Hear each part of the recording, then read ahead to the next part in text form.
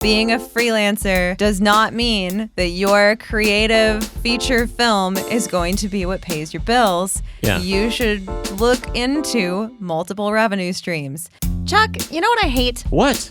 A consistent paycheck, set hours, and predictable benefits. Oh, me too. How do you avoid those things? Self-employment in the arts. Welcome to Indie Film Podcast. I'm Victoria. And I'm Chuck. This week, we're going to be talking about our respective 1 and 2 year anniversaries of quitting our corporate jobs and pursuing freelance work and indie filmmaking. And it has been stressful and a little time-consuming and definitely cash depleting, but it's also been fun. Yeah, it really has. And so if you are an indie filmmaker out there working a 9 to 5 and you're contemplating giving up some of that security for creative freedom, we are going to share completely honestly and transparently our experience the last couple of years doing work for ourselves. So I think everybody's first question is, what did you tell your boss when you left your job? Victoria, do you want to start out? Yeah, because I worked in corporate America long enough to know that I needed to record this conversation. Ooh, yes, document everything. Always document things. If you're going to put in your 2 weeks via email, then you need to copy yourself, blind copy yourself on that email. Yeah, and from if a non-corporate email account so that you have it somewhere. Do not just send it to your corporate email that they are about to lock you out of. Don't do Yeah. that to yourself. But also, because I live in Idaho, the rules here are for audio recordings that I only, single party consent. So as long as one person knows it's being recorded, even if that's the person doing the recording, it's basically fine. Yeah. I'm sure there are some deeper legal issues that if any attorneys are listening right now, they're very, very concerned about it. But either way, I did that. Nice. Just to make sure that I was covering my own bases, because you never know how these conversations go. Thankfully, my boss she still is amazing, but at the time she was also amazing. She's just no longer my boss. Yeah. Right on. So you recorded this conversation. I did. And now we're going to put it out on the internet. Fantastic. Here we go.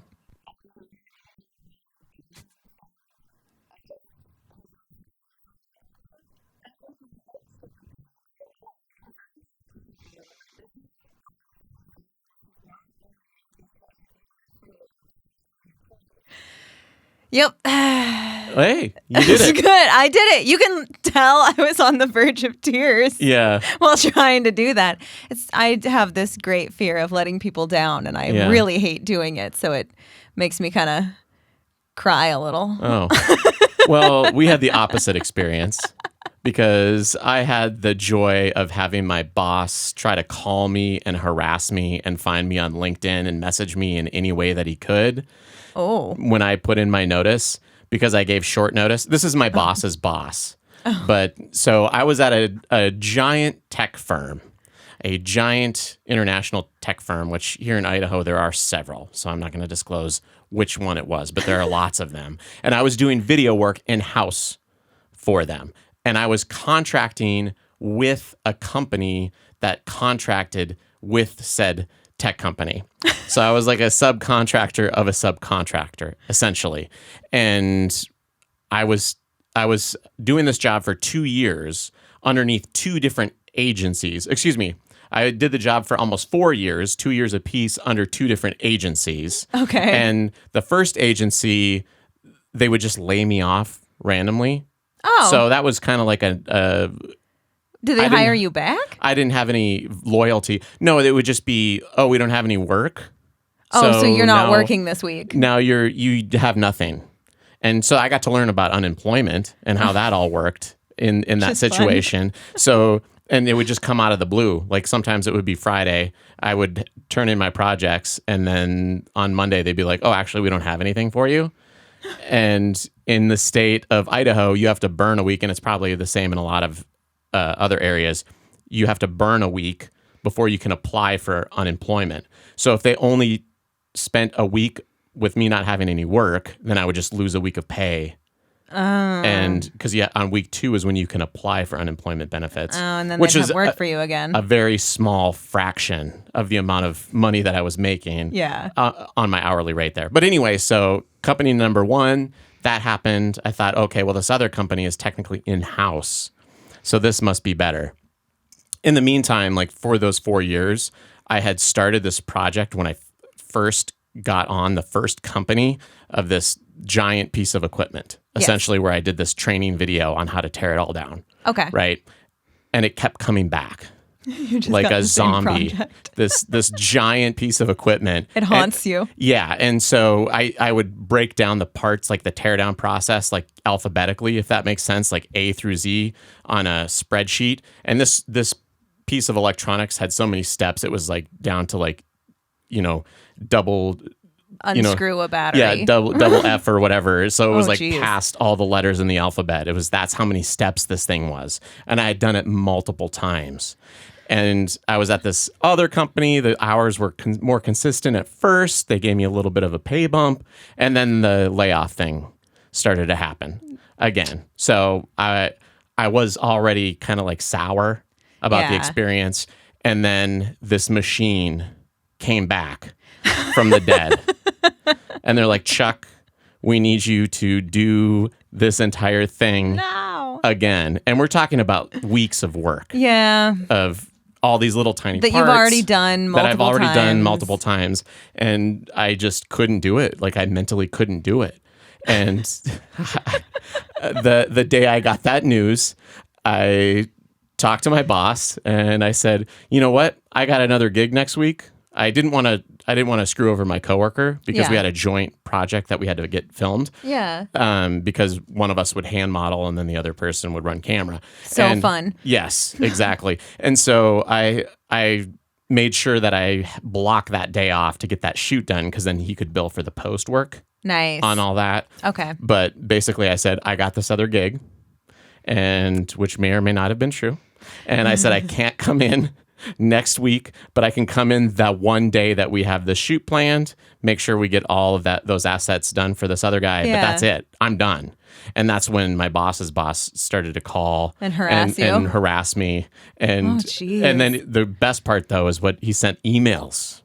And he was sending like these really snarky emails, and I'm thinking to myself, to you? Yeah, and I'm thinking to myself, what an idiot.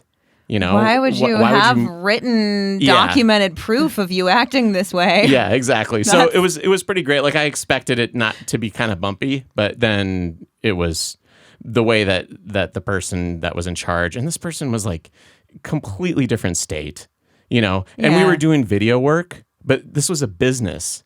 And so all these people were MBAs and whatever. Nothing against MBAs, but this was me and a couple other people that knew how to do video work. And then all the people 400 bosses managing us, the people from the tech firm and all their various departments, and then our internal company and all their various departments. And it was just skeezy. So anyway, I just quit really suddenly. And I had a plan to quit a couple months later after my savings got to a certain amount. Yeah. And I just couldn't do it. I was like, no, we're going with this much. I can't do it. Yeah. Okay, so very different. Mine was, I think I ended up giving them 3 weeks notice is what we decided on. Because I didn't have that same experience. I did not hate my boss. I didn't hate my boss's boss, or I didn't even hate the CEO of the company. It was a small tech startup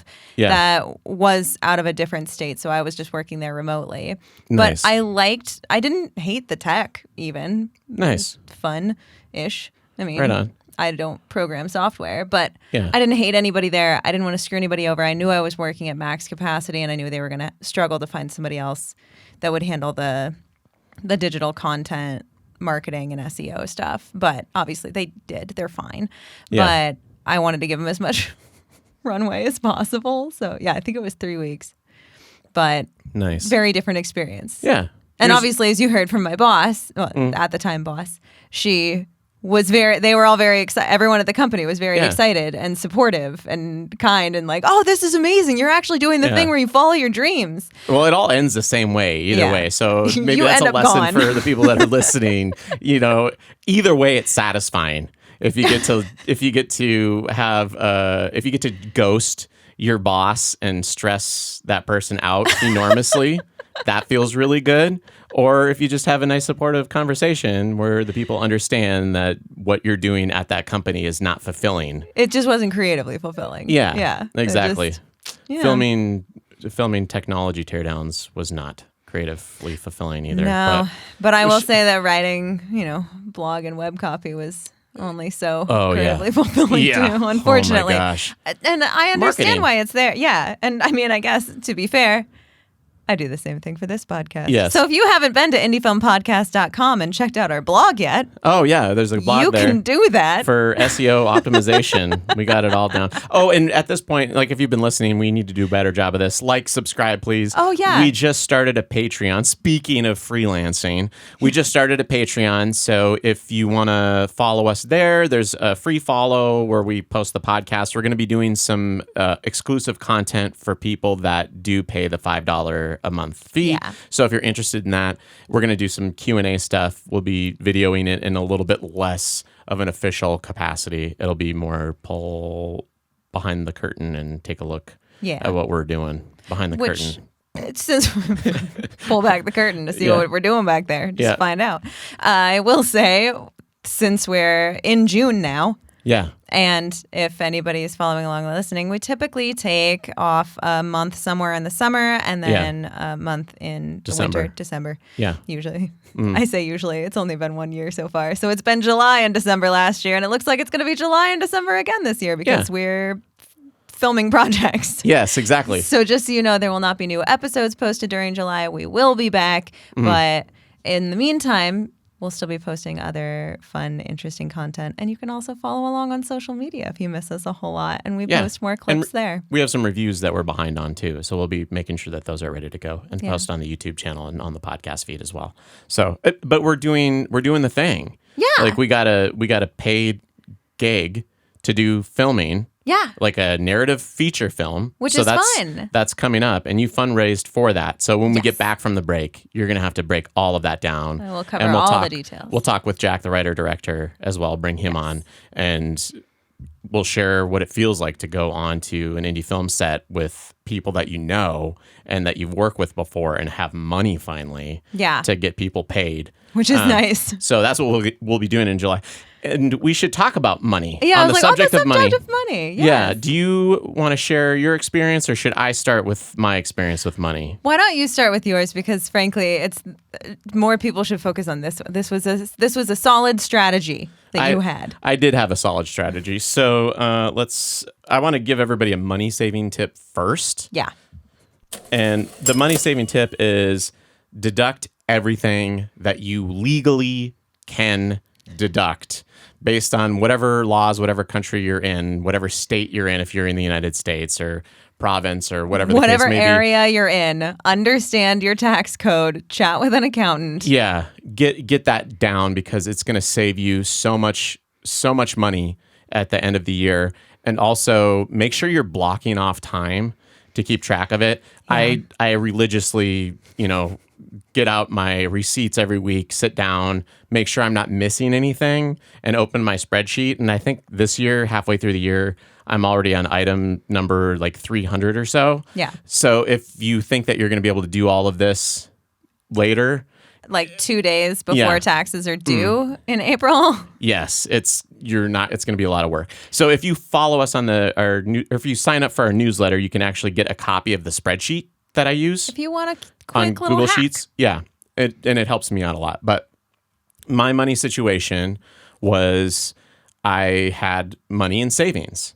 And the thing is it wasn't all mine, really. I leveraged some loans to build up my savings account. Hopefully people out there have assets. And so that's how I first bulked up my savings because I was a teacher. Yeah. And I originally quit teaching and I thought I was going to go right into the freelance work. But then a buddy of mine was working at the tech firm for the company of the company that works for the company. Yes. And so he said, well, we got an opening here. And I was used to a teaching salary. And it paid a lot better than teaching. It was a lot more than that. And I'm like, well, I can do this for a little bit. I got kind of used to it, kept building up my savings. But anyway, essentially I was at 2 years of annual salary equivalent in my savings account to be able to live comfortably off of that. Yeah. 2 years in, I still have over 1 year left. So I've been putting it back in there, but it's not like I never expected to be able to quit my job and jump right into making all my monthly bills immediately. Yeah. And none of the gigs that I've gotten came out of the blue. No. Every single one was a referral. It was a networking thing from people that I've worked with previously. And you build up that reputation. You let people know that you're available for work. You're willing to do the work, what you can do, because there was one person who was hiring you regularly for audio stuff and then found out, oh, you can run a camera. Yeah, they didn't realize because I was doing audio stuff for indie film scene. And then they found out that I had all this experience at the tech company, which that did help me a great deal. I am you got something out of it. To have done all those detailed product videos as well as live events. I would run camera on live events when they would have whatever for HR or somebody doing a presentation. And so it gave me a lot of experience on that end to be able to work really quickly, and then the live stream stuff to be able to work under pressure. Yeah. Which I did totally crash a jib one time. So that was pretty awesome. Think like it took 2 people to lift it up. Lift it back but up. It essentially, there was a gap in the floor and I didn't see it. It was a jib on wheels. Oh. And so when I was rolling it to try to get a close up on this one particular component part, the wheel caught. And it was on a tripod, essentially. It was like a wheeled tripod jib. And the tripod legs are built to collapse, so the whole thing collapses. And we're talking $20,000 worth of equipment hanging on this thing. Yeah. And so I got the end with the camera, and I managed not to have that collapse. Yeah. So it was just, the weights are falling off the back, and then people are coming out of the control room running out just to try to screaming, help me lift. panicking. Yeah, because it's a low budget affair when you have a contractor of a contractor, because they're getting paid X amount of dollars, and all of your bosses need to make sure that they get their cut before it trickles down to the 2 people that actually know how to do video actually work. Doing this. Yeah, the other 10 people got to get their cut first. Yeah. So, it was just me, one other video person in the control room, and then I had static cameras set up that were running the feed in, and then he cut to one of the static cameras and then ran out of the control room and helped me lift the jib back up, and that was funny. But anyway, once that happened, it was like, oh, what's the worst thing that happens now when I do a live gig? Like, it's, I guess I could drop it and break it, but they have insurance, so I digress. So you left with 2 years worth of savings. You thought it will realistically take me 2 years to get to a point where I can ramp up enough work and be consistently covering my bills. Yeah. Hopefully. Yeah. Absolutely. And now 2 years later, 2 years later, you still have a year's worth. I still have a year left, and months go by where I put some money back into savings. Yeah. Most months go by where I'm taking the money out of savings. Yes. And don't have any children. So that's super helpful. That is helpful. I bought my house over 10 years ago. Yeah. Which that's the mortgage. You never know if something pops up though when you own a house. If I have to get the AC fixed plus the HVAC goes out, or the roof needs some repairs, that would immediately dump into that, and then I'd be out with my resume doing my best to try to pick something up. Which is more my story. Yeah. Because, you share your story. Yeah. My story. Yeah. What happened to you? I had been feeling kind of burnt out for a while. And at this point in my career, I've worked for, working my way up to digital marketing. Mm-hmm. I had been in digital marketing for over 10 years at this point, and had steadily worked my way up, and obviously public relations, communications, some live broadcasting event stuff. There was an amalgamation of things, but that was generally what I was doing. And I was always doing the filmmaking thing on the side. Yeah. And in about 2021 was when I really started hitting it hard and doing a lot of it, which meant basically never sleeping. Yeah. But the filmmaking was fulfilling, so it was worth it, but it was very stressful to keep that up. Yeah. All the time, with continuously compounding stress levels of jobs as I continued to move up and up and up in the marketing world. Yeah. So it was just too much, and I figured I had a year left in me and could just slowly save things up and be fine. Yeah. And then I realized I can't anymore, and I had a vacation coming up at the end of the month, and I just didn't want to go back to work. I wanted that vacation to be the end. Oh, yeah. I wanted to go on vacation and not come back. Nice. That felt like the dream to me. That is a dream. It is. And so I had about 4 months worth of savings. Yeah, much tighter. A little bit than my 24 months. Yes, a slightly tighter runway, but I had some leads on some things, and I could do freelancing for marketing as well as freelance for film and video. So I had more doors and opportunities, but I decided, because I also bought my house in 2013, 2012. Yeah. I was just going to sell my house. Yeah. And live off of that. So you ever hear that story about, just sell your house and use the money to make a movie? That's what I'm doing right now. Don't know if I'd recommend it yet. Stay tuned, because that was last May. Mm-hmm. And I had 4 months of savings ready to go, and I'd put in my notice. Everything was going smoothly. I thought it was going to be fine. I'd have my house on the market in like 2 months. Turns out, no, I needed a brand new roof. Ooh. Suddenly, I did not have 4 months of savings anymore. No. I had no months of savings. Oops. And you figure that would make me want to get the house sold real quick. It finally closed exactly a month ago. Yeah. There it is. It took me 11 months to sell it. But hey, you can get by. You can do weird, odd jobs, and you can pick up gigs, and you can make it work. Its flexibility has been helpful for me, communicating with other people, reaching out, seeing if they need help on projects, making sure that they know that I've done some live audio stuff. Yeah. I've done camera things. Yes. I've done some location sound work. I've done post-production work. You've done a lot of post, too. I've done a lot of post. On editing and audio editing, and even a little bit of color grading. Yeah, true. So making sure that you have the prerequisite skill sets to be able to do these things. And I kind of would say that I'm not an expert in any of those. I'm kind of like a jack of all trades, master of none. Yes. I feel like for the most part, it's like I can do a decent job on a color grade if I need to. I can do a decent job on post audio mix. I can do a decent job location sound. I can do decent job camera. I've been working on my gaffing skills. Yeah. And that's one of those things. If I did have the other job, I wasn't learning anything anymore. Once you get in those corporate settings, everything is going to look the same. It's going to look plastic. You're not going to get a lot of creative freedom no, here. You're just checking off boxes. Yeah. And so leaving that work, it was nice because I've been able to take on some other project and probably undercharge based on what the going rate is for people that are highly skilled at that. Yeah. But then use that opportunity to learn some of those grow things. Your own skill set even more. Learn how to color grade in DaVinci because somebody that's a local filmmaker has a project that's in RAW. And they need a color grade on it. Footage, and they don't know what's going on. And it's like, well, I'll take a look at it for you. I'll charge you a little bit, but not too much. And I'm just going to be open and honest with you and figure this out as I go because I'm curious. Yeah.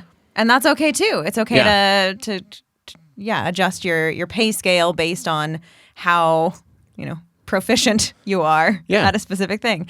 But I think most importantly, if your dream is to move away from the corporate gigs, and maybe it's a 9 to 5, maybe it's 2 or 3 random houred jobs and you're running around doing whatever, like whatever it is, if you're looking to move to more of the creative realm, it doesn't just look like that's it. I'm quitting tomorrow and I'm putting in my notice. It's strategizing. It's planning ahead. Are you going to put money into savings? Yeah. Are you going to line up a part-time gig that aligns more with what you actually want to do and quit the full-time one? Are you going to marry that really wealthy dude? Or are you going to just contribute to a very wealthy family member suddenly disappearing in the middle of the night? As long as you know that you're in the will first. Yeah, or you're next up on the trust. Yeah, because you can't just go around offing people. No, it doesn't help. Anyway. You might get caught. But taking that leap looks very different to everybody, and I don't think there's a right or a wrong way to do it. And for everybody, it might not be the right way to do it because you might have kids and you need to support them. Yeah, and for sure. It can be tricky because the monthly bills are the monthly bills, whatever they may be. They are. And the other thing that I do want to mention really quickly is I feel like the last 20 years, it has changed a lot as far as job security is concerned. Yeah. And having worked in banking before 2008, there were a lot of people that I knew that were at the same company for 20, 30 years. Yeah. And that just doesn't happen anymore. And so I would encourage people, even if you do have that corporate job and you think that things are pretty decent, still have an exit strategy because you don't know what's going to happen. And realistically, not that I'm encouraging everybody to just go job hop or anything like that. If that's what you want to do, by all means. Oh, yeah. But one thing I would, even when I was running teams and I would have people that worked beneath me, I was a big believer in you should always be applying for jobs. Oh, for sure. At least every quarter, pick a job or two, keep your resume brushed up, take the interview. Go talk to these people. Keep your interview skills sharp. Yeah. Even if you don't take the job, that's fine. You don't have to, unless, hey, maybe it pays better. Maybe the benefits are better. Maybe you like it more. Not enough people apply for jobs while they have a job. If you have a job, don't always plan for it to be there the next morning. Oh, no, there's a line from my favorite song in the entire world. It's maybe you'll have a trust fund and maybe you'll have a wealthy spouse, but you never know when either one might run out. Oh, yeah. Like, just know, even if you've got this great cushy job, it might not be there. There's no such thing as security anymore anyway. So always have an exit strategy. Yeah. I always do. This is such an uplifting and encouraging episode. Yeah. And bet on yourself. Right? Always bet on yourself. Learn a little bit about the basics of banking and interest and loans, because that's how I initially fed my savings account. I've taken some jobs. I've been in some tight situations. Yeah. I've told you stories where I have a Toyota Tacoma truck that I bought in at the right time, and the bank will always give me a loan on that thing for whatever reason. It's 20 years old now. If I bet I could get $8,000 to $10,000 out of that thing if I need to.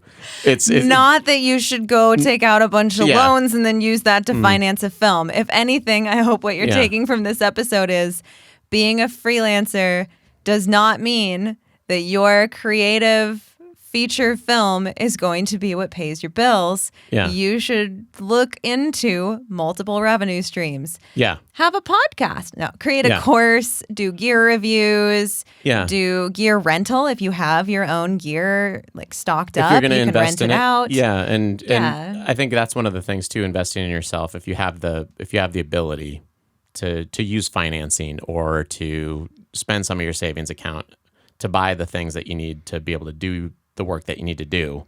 Those i.e. cameras, i.e. lighting equipment. You know, at some point you're going to have to bet on yourself anyway if this is what you want to do. You will. Though, see our previous episode about do not buy gear you don't need. Yes. Unless that gear solves a problem you have, you don't need it. It's shiny and it's pretty and you want it, but you don't need it. Yep. I've done better about not buying extra stuff.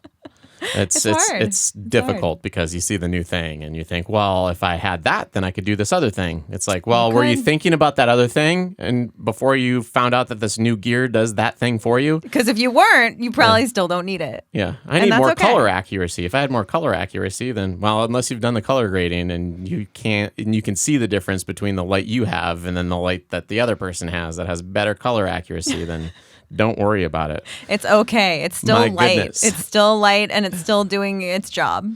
Before we do talk about the featured filmmaker of the week, do you want to share just some of the benefits of having quit your job? Some of the things that we've been able to do because of the fact that we don't have a 9-to-5. Yeah. Well, this podcast probably... Actually, no, I say that, but when we started this podcast last year, I was still working the corporate gig. You did... We did 5 months of podcasts with you working your corporate gig. Yeah. And they did get better after that because you've just been so much more present. I will say. Well, we've both gotten better, hopefully, at delivery. We were talking about that last week. But it did. Growth is important. Yeah, we were able to really hone in on some things and it feels less rushed. And I had time to do things like finally redo the website. Yeah. Which has gotten a rebrand. If you haven't been to indiefilmpodcast.com lately. Yeah, it looks. I know I'm plugging it a lot, but I worked really hard on getting that cleaned up because it did look a little rough. And it's good. I'm of the camp, if you're going to do something, it's better to do it badly than not at all. Because people become perfectionists. Yes. And it's like, if you're going to do it, it's better to do a bad job than just say, if this is bad, I don't want to do it. Yes. Which we talked about that last week too, about your bad movies. But this podcast is something that we've easily spent 20 hours a week on. Yeah. And so balancing that plus work plus doing film work would be impossible, essentially. It would have to be either the podcast, or the film work, which it would be hard to talk about doing film work if we're just doing a podcast. I feel like that would make the podcast worse. Yeah, for sure. And then also touring your film at film festival. That was a lot of providence there. Yeah. You quitting your job and then Dive taking off and getting screened at a whole bunch of film festivals. Yeah, I didn't expect that. So the fact that happened and then having the luxury of being able to actually go and meet some really incredible filmmakers at these festivals. Like, your film festival starts on Wednesday? Sweet. We're still going to go. We can be there. We can be there Wednesday, Thursday, Friday, Saturday. Yeah. It's all good.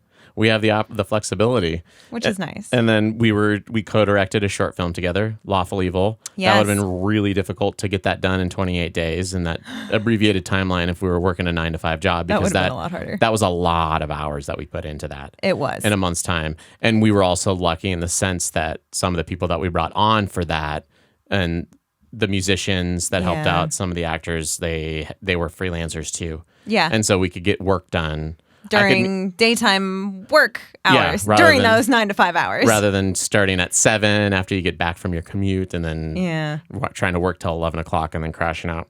And then, we got Which you can do. You can do that. If you are not in a position to leave your job, you can do that. But if you're over 40, I don't recommend it. No. Unless you got some good drugs. Then you're going to be fine. Help. Then you're going to be fine. But yeah, we've been able to do a lot of things. And so if I have to go back and take a job because times get tight, unexpected, bills come up. Yeah. I'm not going to be I'm going to be disappointed in having to do it. And I'll be looking for my escape plan immediately. Yes. But at the same time, it's losing some of that money, losing some of my savings. It was worth building up the network of people that we've built up in the last couple of years. And just taking the chance, just giving it a shot. And your resume or your LinkedIn profile or whatever is never going to go anywhere. Yeah. It's going to sit right there. If anything, you're just going to get more business management experience and more filming experience and whatever it is that you're passionate producing, acting. You'll just get more experience that isn't less valuable. Mm-hmm. And because the job market is so different now than it was even, 10, 15, 20 years ago, that's not bad. You're allowed to just take the risk and try, and you're allowed to fail too. Yeah. If it doesn't work out and you go get another job, that's not bad. That's not failure in that sense. Just temporary setback. Yeah. And you can always go back. Corporate America is not going anywhere. Yeah, I guess that was one thing. They will always welcome you back. When I left, I was thinking to myself, I can always go get another job doing this with another company. But if I keep putting it off at the age of 40, then it's going to be even more rough. Yeah. It's better to do it sooner rather than later. Yes. In my opinion. So quit your job. No. Well, apparently that's a bigger trend now in Good. younger generations as they do mini retirements or micro retirements. Yeah. Where they work a job for a year or two, save up some cash, and then they just go travel and have fun. Nice. For 6 months to a year and then start it all over again. That was my joke when I quit my job. Yeah. I said I'm retiring. Yeah. Because I'm going to do the stuff that I want to do for the rest of my life anyway. Exactly. To just figure out a way to get paid for it. Because I'm not banking on having any retirement or anything like that. No, that's fine. Yeah. It's fine. I don't know. It's fine. It's fine. All right. Take the risk, have fun, enjoy your life. Just do the damn thing. It's fine. Yes. Just have fun. It is fine. Should we talk about our Filmmaker of the Week? Yes. Okay. So this week's Filmmaker of the Week is David C. Nelson. And he writes in, the latest film I've made, Memoria Obscura, is the first film I've produced that had a clear emphasis on writing, art direction, costume, lighting, props, and world building. It took a year to make 5-minute short film, 3 days to film it, and a long post-production process, but upon release, it has gotten a generous reception from audiences and festivals. I believe everyone has a story to tell, and you don't need permission to tell it, no matter the means or equipment. Go out, tell the story that's in your head, because nobody else is going to do it for you. I really like that. Thank you for that. And he was generous enough to send us a link to the short film. and I was very impressed Oh with the yeah, visuals on actually, I see why he said long post-production process. Yeah. Some of the graphics on that are actually really, really cool, and the whole thing has a very like Blade Runner vibe for some of the shots, which I really, really love. Like, it's a cool short. Yeah, it looks great and good visual effects. Next week, we're going to talk about AI. We will in film, and we did our best to make a 1 minute AI vertical short film using nothing but AI. Don't kill us on this one, listeners, but we wanted to be able to report back on it, honestly, because we hadn't done no it. experience with AI filmmaking. It's easy to have an opinion with AI and just see the stuff that people make with AI and not actually do it yourself. So we blocked off 4 hours. We did what we could within that 4 hour time frame. Made a movie. And we made a vertical short that is basically complete garbage. And we're excited to share our experience with that. So we hope you'll tune in next week. Yeah, excellent. With that, shall we succinctly say farewell? Absolutely. Bye. Bye.